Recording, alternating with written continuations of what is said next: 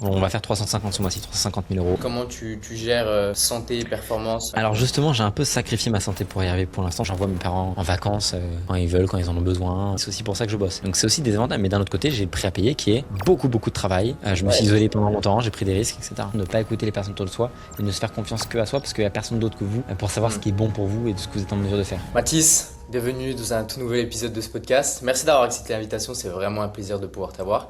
Et pour ceux qui ne te connaîtraient pas, même si aujourd'hui je pense que beaucoup te connaissent dans le monde du business sur le marché francophone, mais pour ceux qui ne te connaîtraient pas, qui est Mathis, qu'est-ce qu'il a pu faire, qu'est-ce qu'il fait maintenant?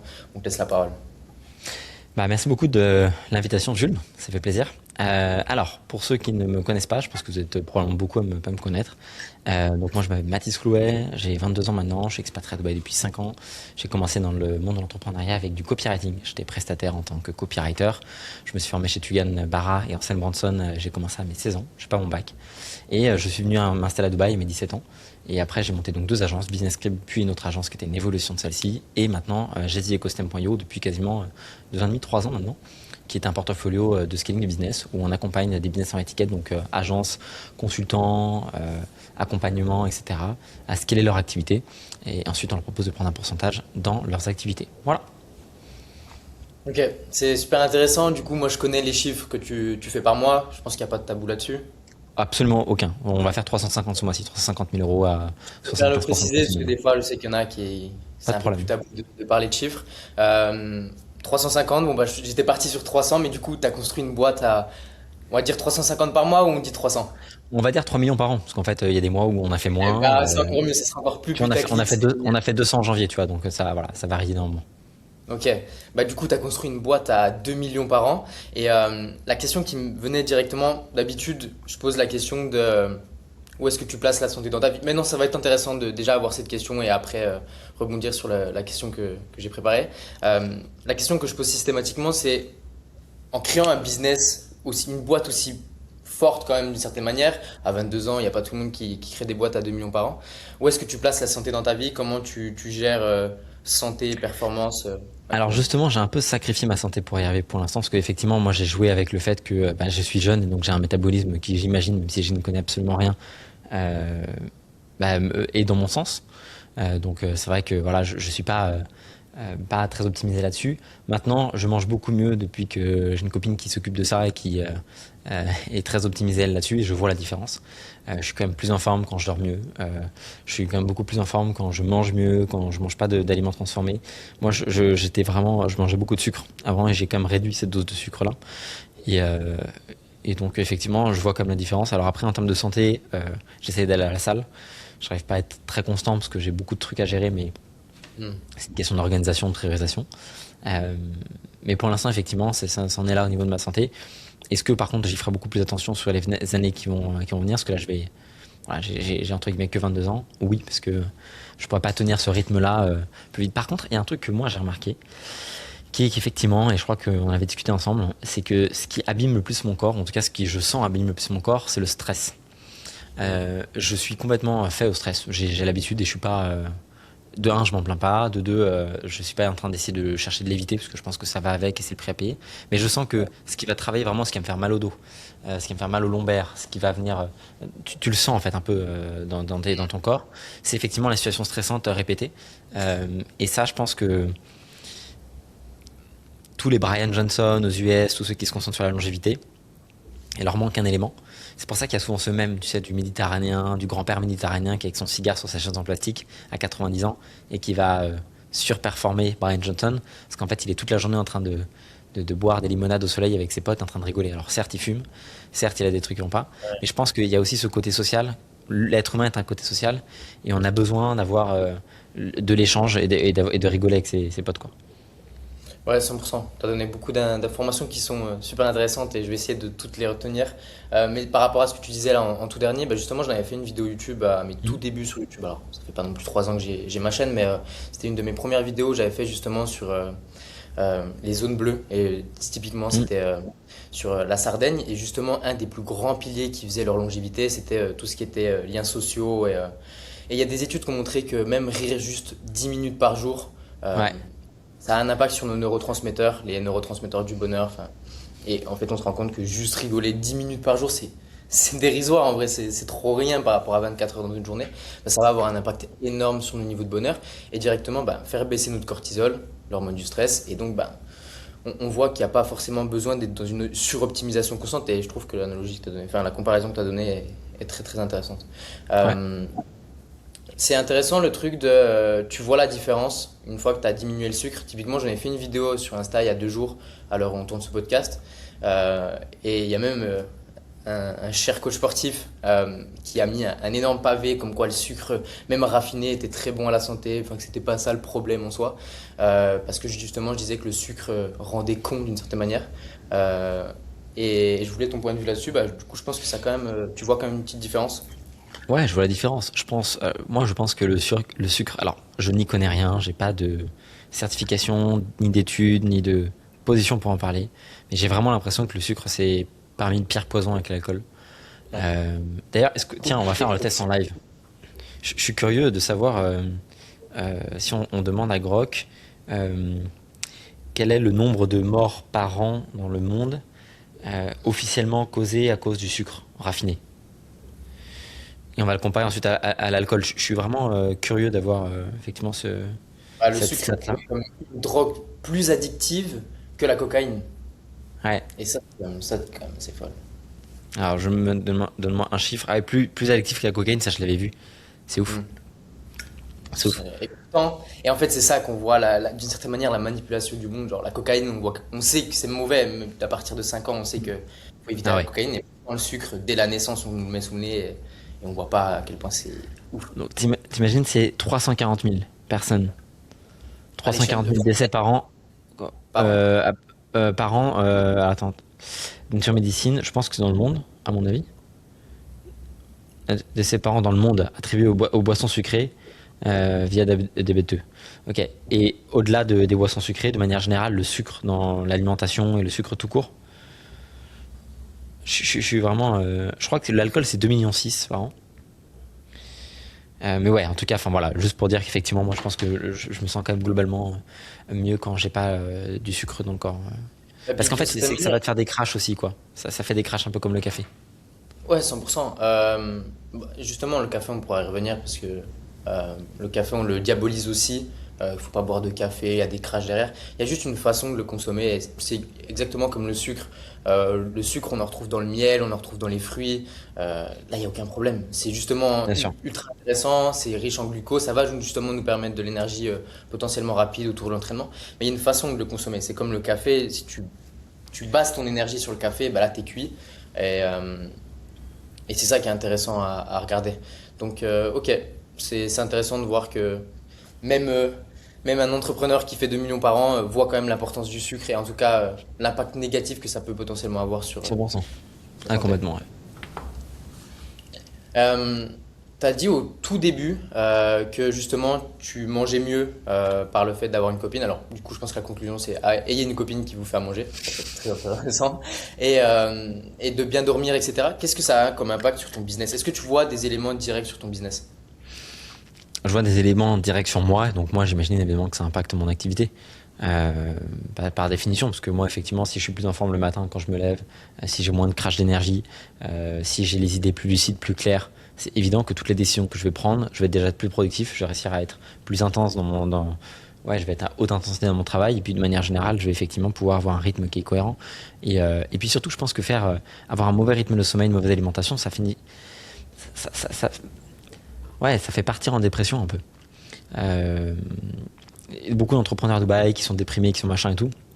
Alors de un parce qu'ils sortent pas, qu'ils font pas probablement pas de sport, probablement encore une fois, mais aussi parce que ils passent leur temps à bouffer de la merde et à mal dormir, tu vois. Euh, et c'est pour ça je pense que ça doit jouer énormément. Encore une fois, sans être expert, c'est mon point de vue de mec qui ne connaît rien. Mais non, mais c'est intéressant parce que si- pour dire que tu es novice, on voit quand même que c'est de logique. C'est de la logique. Mm. Si tu dors mal, il y a un moment donné où tu vas le payer. Et j'avais déjà donné la stat dans un des podcasts ou dans une vidéo, je sais plus, où on passe à l'échelle d'une ville quasiment 33% de notre temps à dormir. Ouais. Si on passait autant de temps à dormir et que ça avait aucune importance sur notre santé, Mm. c'est ça serait pas possible. Enfin, ça aurait Hmm. aucun sens. Même manger, d'une certaine manière, je sais plus combien de temps on peut passer sans boire et sans manger, mais c'est quand même très très court. Hmm. On va très vite à un moment donné, et c'est à ce moment-là qu'on se rend compte que c'est obligatoire. On doit bien se nourrir, on doit faire attention à ce qu'on mange, et parce que, bah, d'une certaine manière, comment on va avoir une boîte saine si même le CEO ne l'est pas? Ouais, c'est clair. Ouais, 100%. Non, mais c'est pour ça, je pense que c'est super important, hein. C'est non négligeable. J'ai pas de doute là-dessus. Du coup, je reviens à ma question que j'avais. C'était une question que je me suis dit, s'il y a bien quelqu'un à qui je peux la poser, c'est bien Mathis. C'est, Ok. tu as construit une boîte à 2 millions par an. Et Mhm. moi, la question que je me pose, sans être suroptimisé, en étant novice sur le sujet de ta santé, sur le plan cérébral, etc., comment tu imagines la version limitless de Mathis? Comment tu l'imagines et à quoi elle ressemblerait? Une excellente question. Je sais pas si elle bosserait plus en termes de temps, parce que je pense que je peux pas faire plus. Par Mhm. contre, est-ce qu'elle prendrait des meilleures décisions? Probablement. Euh, Probablement, je serais beaucoup plus lucide sur des nouveaux profils à recruter ou des gens à virer ou des process à faire ou des décisions à faire. Et je pense qu'effectivement, ça se jouerait là-dedans, à mon échelle. Je pense que quand tu es entre 10 et 30 cas par mois, c'est encore beaucoup du labeur. Tu sais, as quatre leviers principaux, tu as le code, le labeur, le capital et le média. Et je pense qu'effectivement, quand entre 10 et 30 cas par mois, c'est beaucoup de labeur. Et je pense que dans la position dans laquelle je suis, même si je suis très loin d'avoir une très très grosse boîte, la target, là, on est donc effectivement à 300 cas par mois. Là, ça serait d'aller chercher 1 million d'euros par mois d'ici la fin de l'année, donc d'avoir une boîte à 10 dixièmes par an. Et c'est évident que je peux pas faire une boîte à 10 dixièmes par an tout seul. C'est mes équipes qui vont la construire, cette boîte-là. Moi, je suis là pour leur donner la vision, les driver et les aider à aller chercher ces résultats. Alors, est-ce que du coup, enfin, je peux prendre les décisions nécessaires si je suis complètement en crash d'énergie, KO, mal en sous-nutriments? Je pense pas. Et d'ailleurs, je pense qu'effectivement, même quand tu vas à la salle, que tu es plus jacked, il y avait une étude comme ça qui était sortie. C'est même pas une étude, c'est un ETF. Il y a un mec aux US qui a créé un ETF, donc un groupement d'actions, dont le seul dénominateur commun est le fait que les CEO sont sous TRT. Mhm. Donc sous son testostérone et qui sont jacked et qui vont à la salle de sport et qui prennent soin de leur santé, etc. Euh, et en fait, le TF a étonnamment surperformé. Il surperforme toujours. Et donc, on voit qu'il y a quand même un indicateur qui est assez intéressant. On voit la période post-Covid, tous les Zuckerberg, Bezos, tous qui se sont mis effectivement à être dans une démarche plus agressive en termes de santé. Et je pense qu'il y a une raison spécifique à ça, ou en tout cas, si eux, qui sont vraiment pour le coup limitless en termes de moyens, d'énergie et de temps, euh, ils vont vers ça, c'est qu'il y a une raison spécifique. Tu vois? Ouais, 100%. Et justement, tu as pris l'exemple. On est d'accord, on a tous 24 heures dans une journée. Pour ceux qui te connaîtront, ils savent que tu bosses déjà énormément. Et donc, Ouais. pour toi, la version limitless, ce serait vraiment jouer sur la qualité même de ta lucidité, vraiment la qualité de ton cerveau, quoi. C'est ça, exactement. Ouais, et puis après, de manière générale, je pense que d'être plus en forme, ça joue sur tous les points de. C'est vraiment, enfin, il n'y a pas d'intérêt à ne pas être dans cette position-là, parce que si tu es en bonne santé, que tu es athlétique, tu as une meilleure estime de toi-même, tu as plus de confiance vis-à-vis de tes partenaires, de tes clients, de tes associés, ça joue sur absolument tout. Donc je pense que il faut y prêter attention, et ouais, c'est aussi pour ça que j'essaie d'aller de plus en plus à la salle, de faire attention à ça. Ouais, 100%. Ce que tu as dit, c'est intéressant. Le truc de. On se rend pas compte Mm. que notre non-verbal joue tout autant sur ce qu'on va dire sur nos équipes. Est-ce que ça, tu l'as senti ou pas? Genre, d'avoir plus d'estime de toi, ça a joué sur la performance de tes équipes? Euh, Moi, j'ai toujours une bonne confiance en moi, en vrai. Euh, mais je pense que par contre, effectivement, tu te sens mieux en termes de posture quand tu sais que tu vas à la salle et que tu es plus, euh, ouais, que t'es plus musclé. Enfin, de manière générale, t'as quand même c'est plus agréable et t'as une posture qui est différente en termes de confiance en toi quand même. Ouais, 100%. Là, on prend vraiment l'exemple de la salle, mais il y a énormément d'autres facteurs derrière. Je pense que même d'une certaine manière, quand tu es dans une optique de maximisation de ta santé, c'est d'une certaine manière que inconsciemment tu te respectes et tu envoies une image inconsciente que 100%. tu vas respecter les gens. Et ça, c'est très intéressant. Il y a eu des études aussi qui ont été faites là-dessus, où les gens ont beaucoup plus confiance aux gens qui justement prennent soin d'eux, qui ont une bonne apparence physique, parce que justement, inconsciemment, ils vont se dire, bah, s'il se respecte lui, il va forcément me respecter moi. Complètement. Ouais, bien sûr, tu vas faire plus confiance à quelqu'un effectivement qui a un physique plus développé parce que tu sais aussi qu'il a la discipline de maintenir ça et que donc voilà, c'est vraiment. Après, je pense qu'il faut pas mettre des gens dans des cases non plus, mais Mais je pense que en fait, il n'y a pas d'intérêt, enfin, il n'y a que des avantages. Il n'y a pas d'intérêt à ne pas y aller, il n'y a que des avantages à y aller, donc pourquoi ne pas le faire? Et puis même ton corps est une machine qui est assez extraordinaire, donc autant en Hmm. prendre soin et aller au maximum de ses capacités. Je trouve que c'est intéressant. Ouais. Il y a quand même des désavantages. Pour dire que je suis dans une optique de suroptimisation et de maximisation totale, c'est de tomber dans la suroptimisation justement et d'oublier pourquoi on fait ça. Aujourd'hui, si quelqu'un va aller dormir 9 heures, passer 5 heures à la salle et passer plus de temps à sa santé qu'à son business, bah là pour le coup, je pense que ça n'a aucun intérêt. Il faut quand même garder l'optique que on fait ça pour un objectif bien précis, d'être plus productif, d'avoir plus d'énergie, de faire un plus gros volume et un plus gros volume de qualité. Donc ça, je pense que c'est Mm. quand même à prendre en compte. Ah ouais, 100%. Si tu avais 2 heures de focus, mais vraiment ou d'ultra lucide, tu les mettrais où dans ton business? Comment tu priorises ton business? Ça va dépendre des contraintes qu'on a à la semaine, mais globalement, ça serait probablement dans la création de process pour mes équipes, parce qu'en fait, c'est eux qui ont le plus de pouvoir maintenant sur mon activité. Ce sont mes équipes, mes consultants, mes sales. Là, en ce moment, sur la fin du mois, on est vraiment. Enfin, la fin du mois, la fin du mois, c'est demain. Mais là, sur les 3 derniers jours, on fait des journées à plus de 25 cas par jour. D'ailleurs, on s'est vu hier via un workshop en présentiel. Enfin, j'étais avec vous et on a fait une journée à plus de 25 000 cash collectés, tu vois. Hmm. Et donc, c'est assez dingue. Et effectivement, là, j'ai vraiment la prise de réalisation, prise de conscience que bah, je peux être avec mes clients en présentiel et le système, il tourne en automatique. Alors oui, il faut faire du contenu, oui, il faut être présent, machin, mais une fois que t'es setter, que t'es closer et que ton contenu il tourne, ça, ça, ça collecte quoi. Si ton marketing il est bon, que ton message il est bon, que ton offre elle est bonne, le plus dur c'est faire les 0 à 10, puis les 10 à 100. Et une fois que t'es à 100, après c'est une question si tu prends les bonnes décisions de faire ça. Donc si effectivement j'avais, pour répondre à ta question, 2 heures d'extra lucidité supplémentaire par jour, je les mettrais probablement dans le recrutement de talents, dans l'investissement effectivement des humains et de manière générale dans la partie création de process. Ce qui est intéressant, c'est que, moi, je dirais pas que j'ai pré-shot parce que je pense que tu aurais pu me dire autre chose, mais ce qui est intéressant, c'est que c'est quasiment évident de répondre ça, dans le sens où bah, maintenant, si t'as pas la lucidité de recruter les bonnes personnes, ça peut avoir un impact énormément négatif sur ton business. J'en suis pas Ouais. là où t'en es, je pense que tu seras d'accord avec moi. À 100%, complètement, ouais. Bien sûr. Ah, mais ça peut avoir un impact qui est terrible. Au contraire, ouais. Ça peut même faire un impact inverse, quoi. Donc, ouais. T'as parlé des sales, setter, closer. Il me semble pas que tu as encore de head of sale, si peut-être. Non, c'est encore moi le dev sales. Mais parce qu'on a une équipe, on filtre beaucoup les leads, en fait. Ok. Euh, il me semble, si je ne m'abuse, tu as closé très longtemps avant de déléguer le Ouais. closing. Euh, donc, j'ai une question qui me vient. Comment tu classerais ces trois qualités en call? Un, la régulation émotionnelle, ne pas se laisser contaminer par l'énergie du prospect et rester neutre sous pression. Deux, l'endurance cognitive, tenir la même acuité du début à la fin du call et pouvoir le répéter sur la journée sans que la lucidité lâche. Et trois, l'imperméabilité à l'objection, ne pas laisser un non ou une objection taper dans la confiance et du coup D'abord après bah, l'objection. le D'abord leadership. l'objection, ensuite le fait d'être stable, et ensuite l'acuité, je dirais, dans un ordre précis. En fait, un très très bon closer, c'est pas quelqu'un qui arrive à avoir des pics les plus chauds possibles, d'être les plus, par exemple, il fait 2 jours incroyables. C'est Mhm. vraiment un très très bon closer, c'est celui qui never gets cold, c'est celui qui ne refroidit jamais dans la constance. Un bon closer, c'est quelqu'un qui est constant et qui arrive à mettre des intensités hautes sur des jours. Bah, oui, de manière pérenne et de manière stable en fait. Parce qu'effectivement, tout le monde peut faire une très grosse journée, mais très peu peuvent par contre enchaîner des très hautes journées. Donc il faut effectivement apprendre à se connecter, gérer son énergie. Le closing, encore plus que tout, c'est que tu es en appel toute la journée. Donc en fait, il faut gérer son énergie avec beaucoup d'attention. Il faut faire très attention à ça. Mais à part ça, effectivement, non, c'est ça.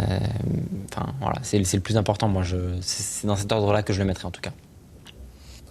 C'est intéressant le point que tu as utilisé en tout premier. Attends, parce que là j'ai un trou de mémoire. Le T'inquiète? truc d'être stable et périn. Ouais. Euh, J'entends beaucoup d'entrepreneurs quand je peux discuter comme ça, côté business ou même avec des amis. Ils me disent ouais, mais il y a des jours où je suis trop productif, je bosse 16 heures. Et par contre, 2 jours après, je suis KO, vas-y, il faut que je rattrape mes nuits ou le gros Ouais, rush et ça je sert à suis rien. 4 heures. Euh, voilà, c'était ça ma question. Est-ce que toi, tu es plus pour quelque chose de ultra lean, mais sur la durée, en étant performant quand même tous les jours? Pas, c'est sûr que pas bosser 4 heures sur 30 ans, mais bosser quand même une quantité, ou plutôt bosser 16 heures 2 jours après avoir 3 jours off et que ça soit vraiment les montagnes russes.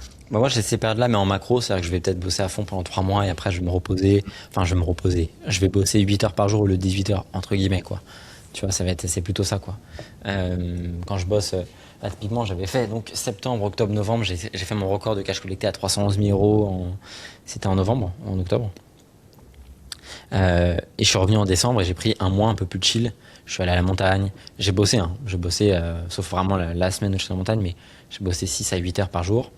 Bah, je me levais le matin, 9 heures j'étais au taf, je raccrochais à 19 heures. Pour moi, c'est une petite journée parce que d'habitude je finis très très tard, etc.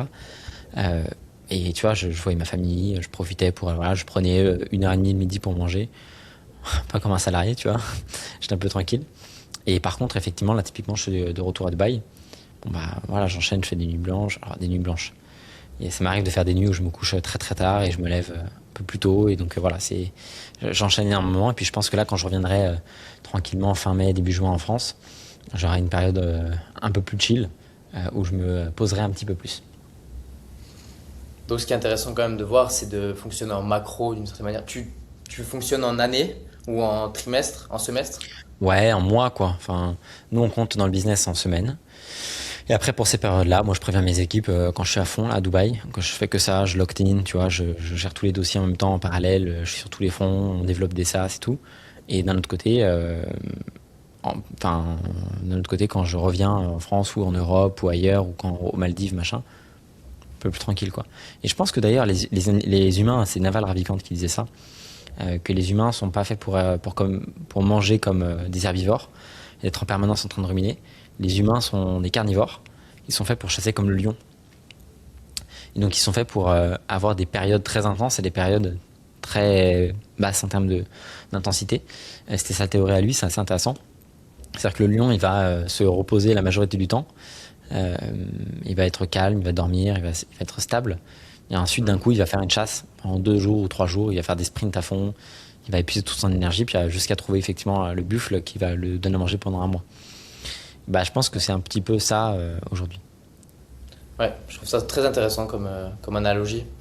Et d'une certaine manière, ce que ça sous-entend, c'est qu'il doit avoir des grosses périodes de rush. Et pour justement pouvoir tenir sur ces périodes de rush, parce qu'on parle C'est quand même ça. de 3, 4, 5 mois, 3, 4, 5 mois, ça reste quand même long à répéter les efforts. Après, Il faut être effectivement, capable. ça dépend. Si aujourd'hui je voulais avoir une semaine de rush dans le mois et avoir, j'arrête jamais de bosser en fait, hein. J'ai jamais vraiment, j'ai peut-être une semaine où je décroche vraiment par an, mais sinon je ralentis juste le rythme. Je pourrais très bien faire le choix de dire, ok, je fais allez, je fais 50K par mois, profit. Je bosse à fond pendant une semaine par mois et les 3 autres semaines du mois, je suis très chill. Ou au contraire, dire, je me fais un mois intense et pour 2 mois beaucoup plus chill, puis un mois intense, puis 2 mois beaucoup plus chill. Et je ferais entre guillemets que 30-50K par mois profit, quoi. Mais là, mon objectif, il est de chercher 10 millions d'euros par an, donc c'est sûr que c'est un peu différent. Ouais, mais là, du coup, ça serait une vision entre guillemets de branleur sans vouloir. Ouais, mais non, mais il y a plein de gens qui veulent vivre cette vie-là. D'un autre Ouais, côté, mais tu sais, à 22 ans, est-ce qu'avant 25 ans, c'est vraiment une vision qui est il y a plein de acceptable? gens ouais, je pense qu'il y a plein de gens qui peuvent trouver leur bonheur là-dedans, et au contraire, ça en fait plus pour nous. Enfin, tu vois, il faut aussi, l- la vie, c'est un jeu qui se joue absolument sans règles. Enfin, sans règles. Il y a des règles, mais il n'y a pas de manière bien de la jouer. Hmm. Certes, nous, on hustle et on va essayer d'aller chercher tant de chiffre d'affaires. Sauf que demain, on se fait taper par un bus ou on se tape un cancer. Bah ouais, au final, est-ce qu'on n'aurait pas eu raison plutôt d'essayer de kiffer notre vie 6 mois par an et de ralentir un peu tu vois, on est enfermé là, un peu comme des hamsters en cage. Ouais. Mais du coup, d'une certaine manière, est-ce qu'il ne faudrait pas prendre du plaisir dans ce seul? Prendre du plaisir justement Parce que là, du coup, c'est est-ce que j'aurais pas dû kiffer la vie? Bah du coup, est-ce que c'est pas plus intéressant de kiffer la vie dans mon business parce que je kiffe ce que je Complètement. fais? Moi, Là, j'aime bien du ce que je coup, fais, mais un objectivement, je alignement. pense pas que. Enfin, moi, j'adore ce que je fais, hein. Honnêtement, je suis passionné par ce que je fais. Mais il y a des semaines, c'est dur. T'enchaînes 16 heures par jour. Il y a des semaines où vraiment, moi, si je pouvais faire autre chose, si je pouvais être en Europe, dans des hôtels, ou même pas forcément dans des hôtels, hein, juste au bord de la plage avec ma voiture, aller vivre une vie chill, même sans que ça soit une vie excessive dans le luxe ou autre, hein. Tu sais, faire du vélo, aller chercher du pain à la boulangerie. Franchement, mais est-ce que c'est ça mon objectif? Moi, enfin voilà, chacun ses objectifs différents. Mais peut-être que celui qui fait ça directement sans avoir mes revenus et qui se dit bon bah je fais 20 000 euros par an, 2 000 euros par mois et j'ai une vie à la méditerranéenne. Peut-être que c'est lui qui a tout compris à la vie et qui au final avoir une vie beaucoup plus heureuse et qui va voir tous ses potes tous les jours et qui va, enfin tu vois, Je pense qu'il faut qu'on soit humble Ouais, mais vis-à-vis de notre manière de vivre. par rapport à ce que tu dis, je suis complètement d'accord avec ça, mais tu l'as dit en début de podcast où tu parlais justement du stress et euh, de, Ouais. de pouvoir gérer le stress, etc. Un mec à 2000 euros, il aura forcément du stress. Alors peut-être qu'il y a des moments où il va kiffer la vie, mais t'as pas les mêmes stress. Ou Le pas. Matisse n'a pas les mêmes Ou pas. problèmes à 2000 euros qu'il en aura à 300 000. Absolument pas. Tu peux aussi être très détaché à 2000 euros. Tu sais, quand tu gagnes 2000 euros par mois, t'as pas de procès, t'as pas de complexité juridique, t'as pas d'équipe à payer, t'as pas d'impayés auprès des clients, t'as pas d'exposition réputationnelle sur les réseaux, t'as pas tout ça en fait. Et Hmm. je pense que la pression elle monte vivement. Tu peux avoir du stress comme tout le monde, mais est-ce que tu as du stress chronique? Tu sais, tu te baignes le matin à 7 heures, tu vas faire ta baignade, tu sais, le soir à 19 heures, tu vas faire ta baignade. C'est cool, franchement, la vie, elle est nice, quoi. Tu regardes, Ouais, d'ailleurs, mais c'est c'est simple, les personnes parce qui qu'ils vivent sont dans un les peu- îles, tu regardes les Antilles et les Réunionnais, ils sont beaucoup moins stressés. Parce que c'est quand même une vie différente de la nôtre. Alors c'est capitaliste quand même, mais ils sont déconnectés, ils sont dans leur monde. Moi, ce que je voulais dire, plutôt dans l'angle que je voulais dire, c'était bah, à 2000 euros, d'une certaine manière, si tu as des objectifs, tu es très rapidement limité quand même. Tu peux pas forcément manger ce que tu veux. Ou alors, faut avoir vraiment fait ce travail spirituel où tu te limites quand même, ou alors tu te Ouais, satisfais de très mais, peu. effectivement, tu vas avoir des limites. Alors, je dis 2000 euros, ça peut être 3000 euros par mois, mais globalement, 3000 euros par mois, tu peux pas rouler dans la voiture que tu veux. Mais effectivement, il y a des gens qui s'en foutent du matériel, et qui veulent être juste en contact avec la nature, qui n'ont pas besoin de bouffer du caviar, qui ont juste besoin, tu sais, les repas les plus simples sont les meilleurs, et qui vont juste avoir les pieds dans le sable avec un bon bouquin, à discuter avec des potes avec un peu de musique, et rentrer le soir au coucher de soleil à vélo. Je pense que le bonheur est dans les choses simples, mais par contre, moi, ce qui me ferait chier dans cette situation, c'est de ne pas pouvoir être prêt à tout raccrocher. Parce que dans ces cas, tu dois avoir comme un taf. Et l'argent, je pense que c'est aussi avoir de la fuck you money. Ce concept qui est très connu, c'est de pouvoir dire fuck you à n'importe qui, n'importe quoi, n'importe quelle. Tu peux pas dire un fuck you à n'importe quelle institution, mais globalement, tu peux quand même te libérer, faire ce que tu veux. Et ça, je trouve que c'est plus important, tu vois. Là, moi, j'ai une voiture de rêve que je kiffais. J'ai vu une voiture de fou, en fait. J'ai un pote qui a une voiture de fou. Je l'ai vu repasser plusieurs fois dans la rue à Dubaï. Je me suis dit, ah, elle est quand même incroyable. Moi qui aime bien les voitures, j'avais une GT3. Je me suis dit, elle est incroyable. Je suis allé vraiment au concessionnaire 3 jours après le week-end. Il m'a montré la voiture dans le garage. Je l'ai acheté en un virement, mais voilà, à Dubaï, ça se passe comme ça. Vous rentrez dans le garage. Bon, c'était un contact commercial qu'on m'avait passé. J'ai vu la voiture. J'ai dit, bon, elle me plaît. Ça se passe comment? J'ai fait le virement. Le virement est arrivé le lundi. Le lundi, elle était à moi. Moins de 48 heures. C'est une voiture à plus de 250K, tu vois. C'est pas une voiture. Hmm. Et juste de pouvoir faire ça parce que j'en ai envie, c'est aussi pour ça que je bosse. Pareil, j'envoie mes parents en vacances quand ils veulent, quand ils en ont besoin. On n'a pas de limite sur le truc. Donc c'est aussi des avantages. Mais d'un autre côté, j'ai le prix à payer qui est beaucoup, beaucoup de travail. Je me suis Ouais. isolé pendant longtemps, j'ai pris des risques, etc. Et c'est là où je veux. Au final, je pense qu'on se rejoint sur cette Ouais. idée-là, c'est qu'il n'y a pas de pas stress. Matisse à 300 000 aura un stress qui sera différent de Matisse à 2000, mais Matisse à Ah, je 2000 pense aura qu'il un y a plus stress de de. stress quand même à 300 000. Il est différent. Non, Oui, non, mais c'est il est, di- il proportionnel. est, il est différent, mais je pense qu'il y en a en absolu et en volume et en récurrence plus quand même à 300 000. Ouais, bien sûr, mais du coup, c'est-à-dire que tu es limité. Si tu as un Y puissant à 2000 euros, tu vas être quand même très limité. Tu vois, typiquement, qui ne voudrait pas pouvoir permettre d'acheter ce que tu veux à tes parents, pouvoir s'acheter une voiture, etc. Plein de personnes en vrai. Ah ouais? Ok. En fait, je pense qu'il y a plein de gens, ils veulent juste être tranquilles, lire des bouquins, déconner avec leurs potes, aller à la plage, c'est gratuit. Et juste pas qu'on les fasse chier, et c'est respectable. Ouais, je pense quand même que le zéro stress dans un monde capitaliste et Non, non, mais, l'argent. non, mais ils ont du stress. Je dis pas qu'ils ont pas de stress, ils ont du stress. Mais est-ce qu'ils en ont 10 fois moins que ceux qui ont un business à plusieurs centaines de Non, bien milliers sûr d'euros que par non, mois? c'est proportionnel, J'en suis bien sûr. évidemment. Mais les possibilités derrière, tu vois, c'est ce que tu disais. Le fuck you money à 2000 euros, il est non. Tu vois, tu es dépendant quand Ouais. même d'une certaine manière des institutions, tu es dépendant de pas mal de choses. Alors aujourd'hui, est-ce que tu es dépendant de personne? Tu dépends de personne. Tu fais ce que tu Mm. veux, tu peux partir demain si tu vas aller à Miami, tu pars à Miami. Tu vois, 100%. alors qu'à 2000 euros, tu es quand même limité. Et je trouve que c'est un stress qui n'est pas du tout le même, on est bien d'accord là-dessus, Ouais, bien sûr. mais quand même te bloque. Et typiquement, je trouve que la frustration d'être bloqué dans un système qui t'oppresse, c'est quand même frustrant.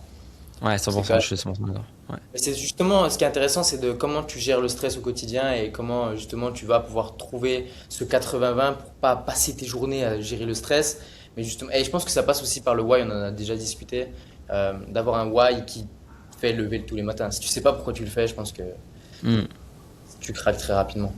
complètement, 100%. Est-ce que tu as vécu un momentum dans ta boîte? Je pense que oui, sinon on n'atteint pas ce niveau de succès. Et si oui, comment tu l'as créé et surtout comment tu as fait pour le maintenir? Bah, ça a pris 3 ans quand même. Et en fait, je pense que il faut énormément bosser. Il faut s'assurer que tous les pôles soient alignés, autant sur la partie acquisition que la partie délivrabilité, que la partie vraiment onboarding. Et donc, c'est un travail de fond. Les gens pensent que, surtout aujourd'hui, c'est quelque chose qui peut venir du jour au lendemain, en l'espace de 2 mois. Non, ça peut prendre 6 mois, ça peut prendre 8 mois, ça peut prendre 12 mois. Mais à l'échelle d'une vie, c'est rien. Et à l'échelle de ce que ça va vous rapporter et de ce que ça va représenter pour vous, c'est rien. J'avais des clients longtemps qui en bossent plus, qui, enfin, ils avaient lancé une toute nouvelle activité en l'espace de 4 mois. Euh, et en fait, en 4 mois, ils avaient atteint un chiffre d'affaires, peu importe, X ou Y. Et s'étonnaient pas d'être pas à 200K, tu vois. Et, euh, et en fait, je pense qu'on a le cerveau complètement cramé aussi. Avec, Mhm. tu vois, les réseaux sociaux, avec les standards qui sont mis en place. Ouais. Il y a des business, ils vont marcher le mois 1, d'autres le mois 2, d'autres le mois 6, d'autres le mois 12. C'est jamais linéaire. Et parfois, il faut A/B tester. De toute façon, il faut être dans l'A/B testing en permanence. Ça, c'est un autre truc aussi. C'est qu'il faut être dans l'A/B testing en permanence et infini. Euh, J'avais vu des gens en podcast qui disaient on peut pas A/B tester toute notre vie. Si, on doit A/B tester absolument toute notre vie. On doit être en permanence en train de tester, en permanence en train de regarder ce qui marche pas. Et donc, ouais, c'est super important. Ouais, c'est intéressant et ce que tu as dit, je pense qu'on a vraiment le cerveau grillé. Ouais. Il y a 2 ans, la target c'était 10K. Si tu faisais 10K, c'était génial. Maintenant, la Ouais. target, si tu fais pas 100K, il y a un problème. C'est Et fou, c'est quand hein. même assez fou. Genre, ouais, si tu fais pas 100K, bah, c'est de la merde. Hmm. Alors, bon, créer un business à 100K, tu l'as fait. Je pense pas que ça se fait en 2 jours. Ça demande énormément de travail. Et presque on nous vend le truc que faire 100K, c'est la norme et que c'est facile à faire. Et ça, je trouve que c'est un Je problème. confirme que c'est pas ultra facile. Et si je ramène à la santé, je pense que ça, quand même, ça nous crame. Quand on parle de cramer le cerveau, ça nous crame aussi sur nos neurotransmetteurs et sur nos niveaux de dopamine. Dans le sens où on prend du plaisir à plus rien et on fait une vente à 3000. Oh, ben, j'aurais dû en faire une à 10 000, c'est de la Hmm. merde. Oh, 3 000 € en une vente, il y a des gens, ils feront jamais ça. Ils font ça en 2 mois de travail. Hmm. Tranquille, tu vois. Et je pense que justement, d'aller de cette optique de A/B tester et de prendre le temps. Et trust the process, au final, je pense que c'est une des phrases qui est quand même assez réelle dans n'importe quel domaine, hein, que ce soit dans le sport, dans le business, etc. Juste faire confiance au process, mais en étant proactif, bien évidemment. Si tu fais pas les actions, rien ne changera. Vraiment. Mathis, on arrive à la fin de ce podcast. Et un truc que j'aimerais bien implémenter dans chaque épisode maintenant, c'est quelle serait la question que tu poserais au prochain invité? Alors, je sais, au niveau de mon organisation, je ne sais pas exactement qui ce sera, mais quelle serait la question autour de la santé ou autour de la performance dans le business d'une certaine manière? Peu importe, ça serait quoi? Euh, Moi, je pense que la vie est quand même beaucoup plus sympa quand vous êtes des optimistes délusionnels et qu'il faut rester optimiste délusionnel. Tout le monde est dans une position de ah ouais, mais en fait, tout le monde est pessimiste et dit ah, mais si ça marche pas, qu'est-ce qui se passe? Alors qu'en fait, tu devrais toujours te poser la question de et si ça marche et 10 fois plus que prévu, qu'est-ce qui se passe aussi? Alors oui, des fois, ça va te faire des faux espoirs. Je pense qu'en fait, la vie est quand même beaucoup plus cool quand tu es un optimiste délusionnel et que on devrait tous se positionner de ce côté-là et bosser extrêmement dur envers nos objectifs. Et d'une certaine manière, est-ce qu'il ne faudrait pas gamifier tous les aspects de notre vie? Est-ce que la vie n'est pas justement un jeu parce que tu sais, justement, tu le disais dans le podcast, où justement, c'est un jeu. Et même, je trouve, au niveau de la santé, juste gamifier la santé, de voir toujours comme des paliers à maximiser. Et quand tu la regardes comme ça, bah, c'est beaucoup plus chill d'une certaine manière. Tu vois pas la santé comme une obsession agressive et presque toxique, et juste vraiment Mm. ouais, être ultra optimiste et juste faire les actions. Être proactif, je pense aussi que c'est quand même important. Mm. Mm. Ouais, c'est super important. Et je pense que, en fait, il faut juste, encore une fois, écoute, c'est très basique ce que je veux dire, mais écouter personne autour de soi et se faire confiance à soi, à son instinct, à son intuition. Ne pas écouter, du coup, les gens. Oui, ne pas écouter. J'ai dit Ah, je écouter? crois que... Bah Non, ouais, je non, crois que t'as dit. Ok, alors je me suis trompé, mais vraiment ne pas écouter les personnes autour de soi et ne se faire confiance que à soi parce qu'il n'y a personne d'autre que vous pour savoir ce Hmm. qui est bon pour vous et de ce que vous êtes en mesure de faire. Et moi, c'est effectivement euh, les gens qui étaient autour de moi, enfin, si j'avais écouté les personnes autour de moi dès le début, dès que j'ai mes 16 ans, quand j'avais pas voulu passer mon bac, etc., je crois qu'il n'y a pas une personne, à part mes parents, qui ont compris ce que j'ai voulu faire. Mais le fait que voilà, je ne veuille pas passer mon bac, que je me lance dans l'inconnu, euh, ça paraissait complètement débile. Surtout que j'avais, entre guillemets, enfin, je pouvais faire le choix d'avancer dans le parcours scolaire classique.